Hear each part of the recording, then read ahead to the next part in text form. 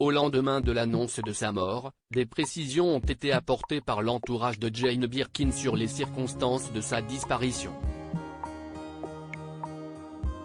La date de ses obsèques a également été annoncée ce mardi. La France a été plongée dans la tristesse ce 16 juillet 2023 après l'annonce de la mort de Jane Birkin à l'âge de 76 ans. Chanteuse et actrice de légende, l'artiste anglaise préférée des Français laisse une grande empreinte dans le pays, avec sa voix et son charisme ravageur. Les causes exactes de sa mort ont toutefois soulevé des interrogations, balayées par une information de l'AFP. Dans un communiqué écrit conjointement par Charlotte Gainsbourg et Lou Doyon, ses deux dernières filles, l'aînée, Kate Barry, est décédée à 46 ans en 2016, on pouvait lire la bataille acharnée de Jane Birkin contre la maladie.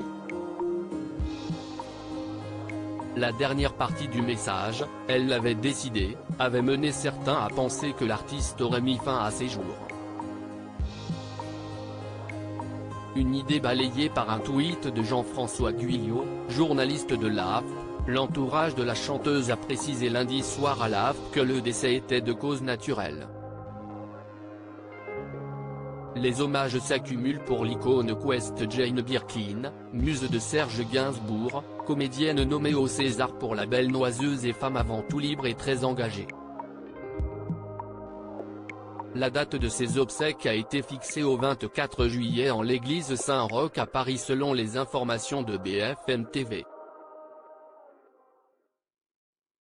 On sait également que son dernier adieu se déroulera dans l'intimité familiale et amicale, sur invitation, a précisé son entourage à l'AFP. Jane Birkin a souffert de lourds problèmes de santé.